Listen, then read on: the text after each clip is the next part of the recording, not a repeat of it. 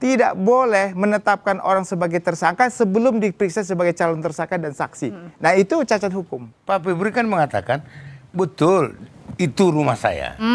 Namun itu ada pemiliknya. Meskipun kan gitu. belum tahu ya, harus diteliti ini pemiliknya Ini apa. harusnya dia ngomong, ini diperjelas ya. Tapi mungkin di berkas sudah ada, kita belum tahu. Kalau itu Bang Jasman, kalau melihat dari penggeledahan yang berlangsung ini di beberapa tempat dramatis sekali kan gambar-gambarnya. Terus kemudian barang-barang bukti yang dibawa bahkan sampai di Brimob sekalipun juga membawakan barang-barang bukti sampai ke Polda begitu. Apakah ini jangan-jangan terlalu mengglorifikasi sehingga tadi belum pernah diperiksa sehingga langsung ditetapkan tersangkanya berdasarkan barang bukti dari penggeledahan? Jadi begini, penggeledahan dan penyitaan itu harus ada sprindik, surat perintah penyidikan. Sprindik itu muncul dari penyelidikan. Nah, jadi waktu mereka melakukan penggeledahan dan penyitaan, sprindiknya udah ada. Jadi sudah ada surat perintah penyidikan. Lah, setelah mereka melakukan sprindik itu, maka disitalah barangnya. Ini kan sebagai alat bukti. Nah, alat bukti bagaimana mengaitkan antara objeknya tadi, barang bukti dengan pelaku.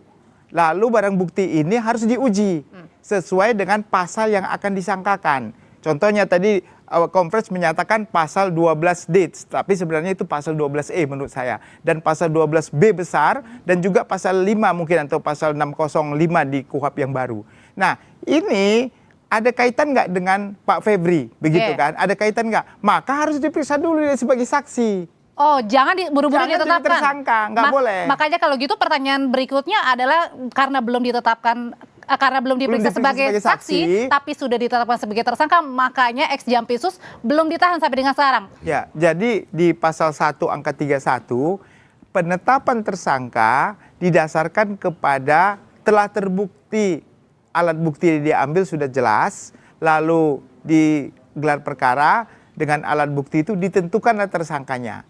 Jadi dengan dua alat bukti tadi yang sudah didapatkan itu, maka dia itu harus diperiksa dulu sebagai saksi. Setelah itu jelaslah dia pelakunya, ditetapkan tersangkanya. Nah, kenapa tidak ditahan? Itu berbeda lagi. Kalau tidak ditahan karena ada dulu namanya khawatir melarikan, tapi sekarang bukan khawatir, tapi diduga kuat.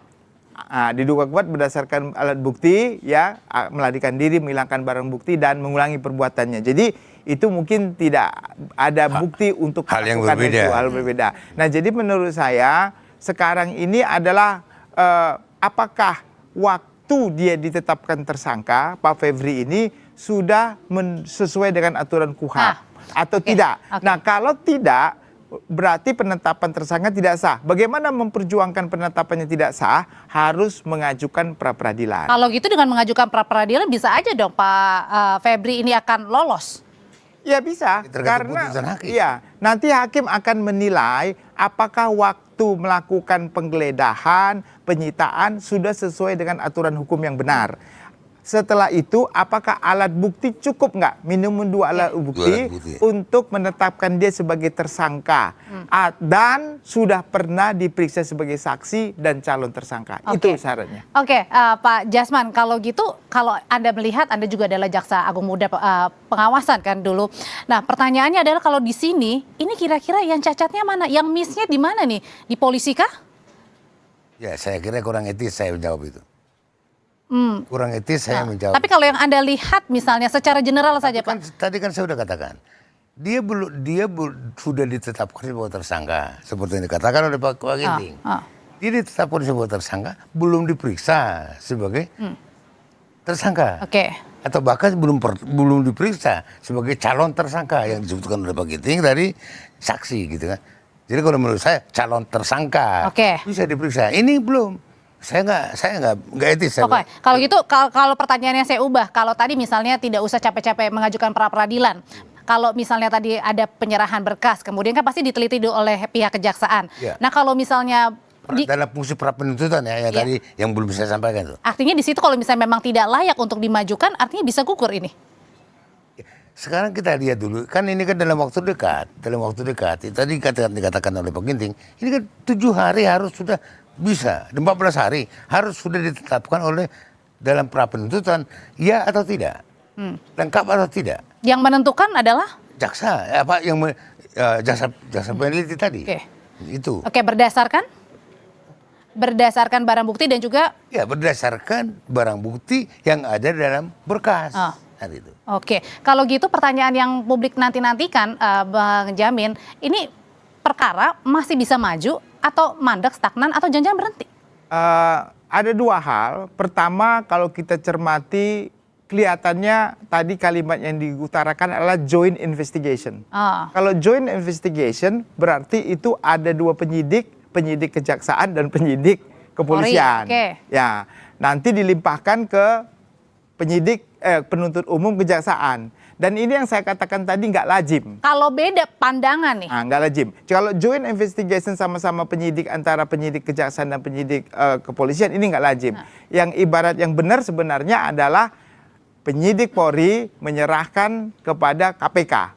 Nah, KPK sekarang malah diam-diam aja. Saya juga nggak tahu kenapa KPK diam-diam aja. Padahal dia di pasal 6, junto pasal 11 Undang-Undang KPK, dia punya kewenangan supervisi dan take over terhadap kasus-kasus yang menurutnya lambat atau ada indikasi pertama ya di atas 1 miliar, public interest dan penyelenggara negara atau pertugas. Dia punya hak. Cuma kelihatannya haknya itu nggak digunakan sekarang. Menurut Pak Jasman harusnya hal ini harus di take over sama KPK kah? Nggak juga. Nggak juga? Harus dibuktikan bahwa memang ada kemandekan yang dilakukan oleh penyidik. Itu boleh saja memang dalam undang-undang itu, undang-undang KPK boleh men-take over itu, boleh mensupervisi. Setelah mensupervisi ternyata tidak juga, baru take over gitu, boleh. Tapi kan ini kan belum. Kapan dilakukan? Belum ada supervisi. Oke, bahkan hari ini juga tadi kan Kapolri sendiri yang datang ke Kejagung menemui Pak Jaksa Agung. Itu sesuatu hal yang lazim nggak sih sebenarnya? Dalam rangka koordinasi ya. Lazim? Lazim aja. Bang Jamin, lazim? Sebenarnya saya kembali lagi, tadi take over itu tidak harus ada kemandekan. Itu kan cuma kesepakatan bersama ya. Tapi yang paling penting adalah ini adalah public interest. Kalau sudah public interest, ini KPK harus bertindak.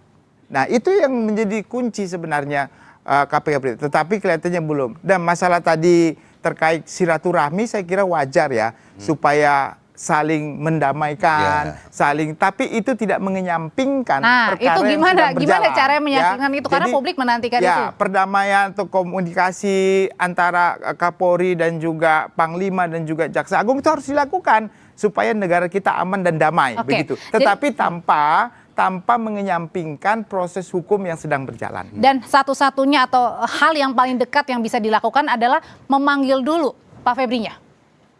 Ya kita nggak tahu Pak Febri di mana sekarang gitu. Tadi dibilang katanya di Indonesia. Kita tidak tahu. Tadi dibilang Kak Busman di Indonesia. Apakah harus memang memanggil dulu dari pihak Polri, Pak Jasman? Kalau tadi kan kita katakan harusnya dipanggil sebagai tersangka atau bahkan seperti istilah Pak Ginting tadi harus diperiksa sebagai calon tersangka.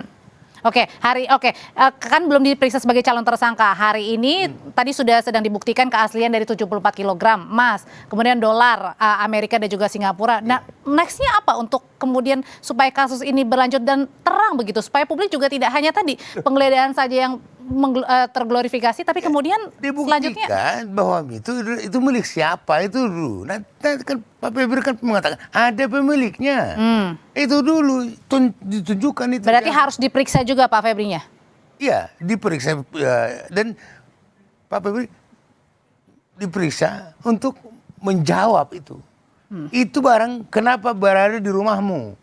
Dan seharusnya tidak sulit juga memeriksa karena kan sudah mengundurkan diri juga ya, Bang? Ya, artinya sekarang beginilah, kepolisian harus melakukan tugasnya di bidang penyidikan. Semua harus diselesaikan. Setelah diselesaikan, lalu mereka gelar perkara.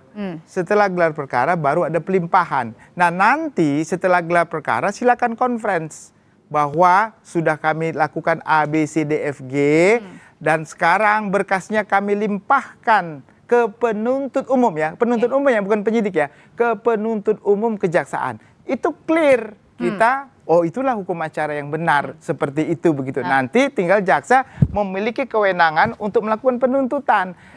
Bikin lagi expose, kalau di kejaksaan namanya expose. Buatlah expose, kami akan limpahkan ke pengadilan.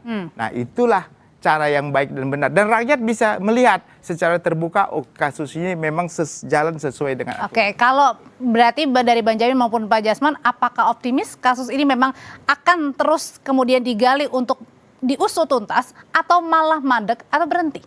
Saya kira sih tergantung alat bukti yang ada. Kalau alat bukti itu menunjuk kepada suatu perbuatan Pak Febri, ya harus dihukum. Tetapi kalau bukan dan tidak terbukti, harus dilepaskan dan dibebaskan. Itu kan, itu sudah dasar kita berhukum seperti itu. Pak Jasman? Ya. Gimana? Ya, kalau memang tidak terbukti, ya dianulir. Nah, statusnya sebagai tersangka tadi. Tapi diperiksa dulu ya? Ya mau tidak mau diperiksa Harus dulu. diperiksa dulu ya? Ya.